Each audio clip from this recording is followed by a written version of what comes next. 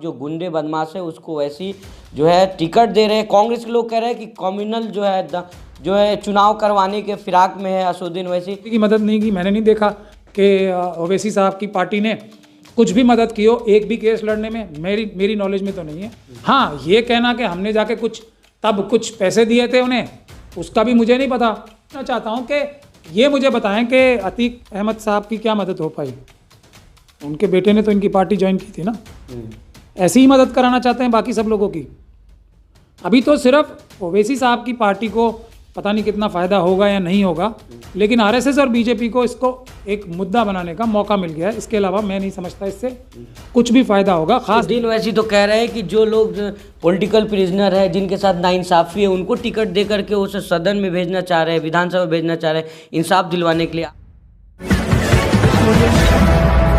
नमस्कार, आप देख रहे हैं 24 न्यूज़ में आपके साथ राशिद कमाल। हमारे साथ सुप्रीम कोर्ट के वरिष्ठ वकील महमूद प्राचा जी हैं। इनसे बातचीत करेंगे। जिस तरह से दिल्ली चुनाव को लेकर जो कहा जा रहा है कि अभी अनाउंसमेंट नहीं हुआ है, लेकिन तमाम पार्टियां जो है टिकट के बंटवारे में लगी हुई है, टिकट दिया जा रहा है। वहीं जो असदुद्दीन ओवैसी की पार्टी MIM ने जो टिकट दिया है ताहिर हुसैन को टिकट दिया है, जिसे दिल्ली दंगे के आरोप में अभी जेल में बंद है। वहीं दूसरी तरफ अगर बात की जाए तो शाहरुख पठान वहीं ओखला से जो है सैफुर रहमान को, जो अभी भी जेल में बंद है, उसको टिकट देने के अनाउंसमेंट हुआ है, ऐसे कहा जा रहा है। इन तमाम मुद्दों पर चर्चा कर लेंगे। वहीं जो तमाम बीजेपी के नेता जो है आरोप प्रत्यारोप कर रहे हैं, कह रहे हैं कि तमाम जो गुंडे बदमाश है उसको वैसी जो है टिकट दे रहे हैं। कांग्रेस के लोग कह रहे हैं कि कम्युनल जो है चुनाव करवाने के फिराक में है असदुद्दीन ओवैसी।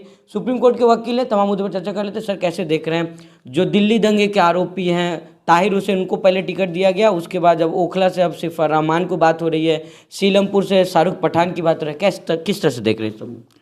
देखिए, ये सब लोगों को झूठा फंसाया गया था। चाहे वो सैफुर रहमान हो, चाहे ताहिर हुसैन हो, चाहे शाहरुख पठान हो, जो उनको ज़्यादातर केसों में फंसाया गया है वो झूठा ही फंसाया गया है। और जो भी धाराएं भी लगाई हैं वो भी झूठी ही लगाई हैं। तो और ये लोगों को आज 4 साल से ज़्यादा हो गए। हम लोग, और मैं इसमें अपने आप को भी मानूंगा, मैं कोई बहानेबाजी नहीं करूंगा, हम लोग इनको उतनी कानूनी मदद नहीं दे पाए। ये बात शायद ना असदुद्दीन ओवैसी साहब कहेंगे, ना हमारी सारी जमीयतें कहेंगी, जिन्होंने इन लोगों के नाम पे राजनीतिक रोटियां भी सेकी हैं और पैसे भी बहुत कलेक्ट किए। ये बात कोई नहीं कहेगा। मैं मानता हूँ कि इसमें मेरा भी फेलियर है। और ये बात मैं तब कह रहा हूँ कि जबकि हमारे पास जितने भी क्लाइंट थे, हमने उन सब की बेल करा ली है। सब की, मतलब सिर्फ एक तस्लीम को छोड़ के बाकी जितने भी केस हमारे पास थे। और एक समय में आपको पता है सबसे ज़्यादा केस भी मेरे पास दिल्ली दंगे के। तो दिल्ली के हमलों के जो आरएसएस और बीजेपी ने कराए CA NRC के प्रोटेस्ट, पीसफुल और संवैधानिक प्रोटेस्ट ख़त्म करने के लिए कपिल मिश्रा की अगुवाई में, अमित शाह जी की प्लानिंग से, उसमें कहीं ना कहीं मैं अपना भी फेलियर मानता हूँ कि हम लोग, हालांकि मैंने अपनी तरफ से जितनी मेरी ताकत थी सब लगाई, लेकिन फिर भी वो शायद काफ़ी नहीं रही। और ताहिर हुसैन साहब का और ये शाहरुख पठान का और सैफुर रहमान का तो केस भी मैं नहीं कर रहा हूँ। तो इनके ऊपर इतना प्रेशर आ गया भारतीय जनता पार्टी और उनका कि आप चुनाव लड़ो और ओवैसी साहब की पार्टी से ही लड़ो। तो इन लोगों ने एक तरीके से कहीं ना कहीं सरेंडर किया है। जो भी व्यक्ति चुनाव लड़ेगा उसने, हम लोगों की फेलियर की वजह से कि हम उनको समय रहते पूरी कानूनी मदद नहीं दे पाए, उन लोगों ने बीजेपी के आगे घुटने टेकने का काम किया। असदुद्दीन ओवैसी तो कह रहे हैं कि जो लोग पॉलिटिकल प्रिजनर है, जिनके साथ नाइंसाफ़ी है, उनको टिकट दे करके उसे सदन में भेजना चाह रहे हैं, विधानसभा में भेजना चाह रहे हैं, इंसाफ दिलवाने के लिए। आप तो कह रहे हैं कि बीजेपी ने बोल रहा है इसको। नहीं, अब देखिए, सदन में भेजने से कोई व्यक्ति क्या फांसी से बच जाएगा अगर उसकी कानूनी मदद ही ठीक से नहीं की जाएगी? बच जाएगा क्या कोई? क्या MP MLA को, और मुझे बड़ा दुख हुआ देख के कि उनके परिवार से चुनावी रैली, एक तरीके से ही कहेंगे उसे हम, ये कहलवाया जा रहा है कि मैं जनता के सामने भीख मांग रही हूँ वोटों के, और उनका बेटा भी कह रहा है मैं भीख मांग रहा हूँ वोटों की, कि अगर आप लोगों ने हमें वोट दिए तो मेरे पिताजी की जान बच जाएगी, वो फांसी से बच जाएंगे। ये बात असदुद्दीन ओवैसी साहब एक बैरिस्टर होके ये अपनी पार्टी के लोगों को ये इंस्ट्रक्ट कर रहे हैं, उनको इस तरीके से गुमराह कर रहे हैं। उस फैमिली को जो कि पहले से ही इतनी बड़ी मुसीबत में है, उसको ये गलत फहमी दी जा रही है कि अगर वो MLA जीत गए तो उनको शायद सज़ा नहीं मिलेगी। ये मेरे ख्याल से ये कहीं ना कहीं एक बड़ा गुनाह है जो नहीं करना चाहिए। उनकी फैमिली को सीधे सीधे बताना चाहिए कि ये MP MLA भी अगर बन गए तो कानून में उन्हें निर्दोष साबित करना होगा अपने आप को, जब भी वो सज़ा से बचेंगे। MP MLA बनने से कोई सज़ा से नहीं बचता है। तो ये इस तरीके से जो गुमराह करने की बातें की जा रही हैं, लेकिन मैंने कहा ना, मैं अपनी भी गलती मानता हूँ, और हालांकि मेरी शायद उतनी बड़ी गलती नहीं है, क्योंकि बहुत सारे लोग जो मेरे पहले क्लाइंट थे उनको मुझसे दूर भी किया गया। यही हमारे जो पूरा इकोसिस्टम है RSS और BJP का, जो मुस्लिम कम्युनिटी के अंदर घुसा हुआ है, हमारी जमातें जितनी भी हैं, उनकी टॉप लीडरशिप और भी दूसरे लोग, तो हम लोग कहीं ना कहीं, मैं तो फिर भी बोल रहा हूँ, कहीं ना कहीं मेरा भी फेलियर है कि उन्हें मजबूर होकर BJP और RSS के सामने घुटने टेकने पड़ रहे हैं। लेकिन सर, जिस तरह से आप कह रहे हैं, असुद्दीन वैसी कह रहे हैं कि जो अभी कोर्ट ने उनको सर गुनाहगार साबित नहीं किया है। जो ताहिर हुसैन की बात की जाए, उसको 5 जो केसेस में बेल मिल गए, तो कह रहे हैं BJP के लोग भी तो चुनाव लड़ते, साध्वी प्रज्ञा ने भी चुनाव लड़ा और भी लोगों ने चुनाव लड़ा, तो हम चुनाव लड़वा रहे थे, दिक्कत कहाँ से है?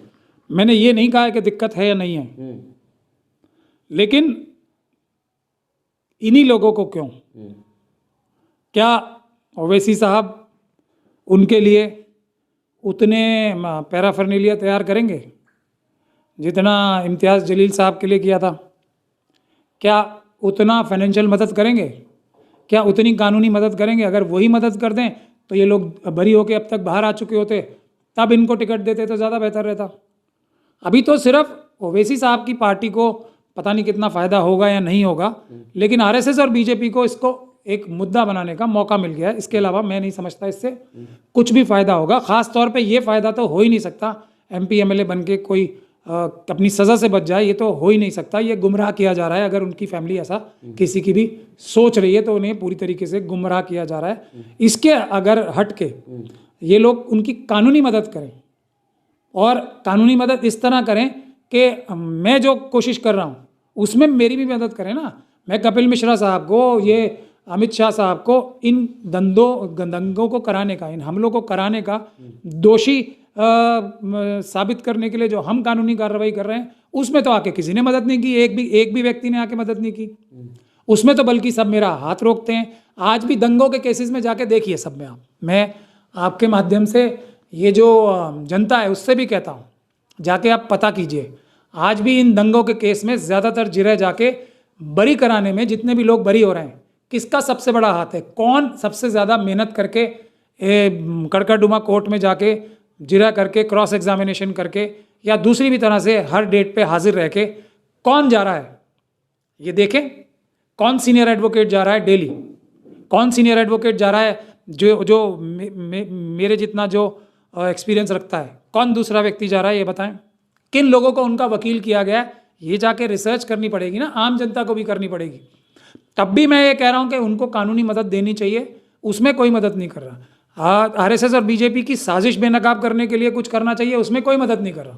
हाँ, राजनीतिक लाभ उठाने के लिए उनका दोहन, जैसे BJP नहीं करती है, गौ माता का दोहन कर रहे हैं ना, वो भी तो लोगों की भावनाओं का, इस बात मंदिर मस्जिद का इशू लाके ये भी तो लोगों को गुमराह करने की कोशिश कर रहे हैं। उसी प्रकार, उसी फार्मूले से जो RSS के पास से ही आता है फार्मूला, उसी फार्मूले से इन्हें टिकट दी जा रही है। आज से पहले तो कभी किसी की मदद नहीं की, मैंने नहीं देखा कि ओवैसी साहब की पार्टी ने कुछ भी मदद की हो एक भी केस लड़ने में, मेरी नॉलेज में तो नहीं है। हाँ, ये कहना कि हमने जाके कुछ पैसे दिए थे उन्हें, उसका भी मुझे नहीं पता, कहते हैं, लेकिन क्या पैसे देने से ये बरीउल जिम्मा हो जाएंगे? कहते हैं तो है सर कि हमने कानूनी मदद हम उन्हें कर रहे हैं, उनके घर वालों को कर रहे हैं। मैं जानना चाहूँगा ना, मैं तो बता रहा हूँ कि सबसे ज़्यादा केसेस एक टाइम में मेरे पास थे, तो मैं तो बता रहा हूँ, मैं केसेस की लिस्ट बता रहा हूँ ना। ओवैसी साहब भी बता दें किस किस केस में उनकी पार्टी कानूनी मदद कर रही है, बताएं ना।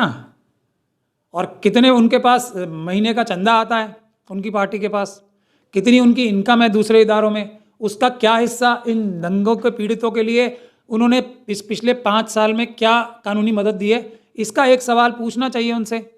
तो अगर नहीं दे पाएंगे जवाब तो उनकी जो असलियत है वो बेनकाब होगी। मैं ये पूछना चाहता हूँ कि ये मुझे बताएं कि अतीक अहमद साहब की क्या मदद हो पाई? उनके बेटे ने तो इनकी पार्टी ज्वाइन की थी ना। ऐसी ही मदद कराना चाहते हैं बाकी सब लोगों की? बताएं, जवाब दें। यही मदद कराना चाहते हैं ओवैसी साहब? तो उनको मुबारक हो, लेकिन मेरे हिसाब से ये रास्ता ठीक नहीं है।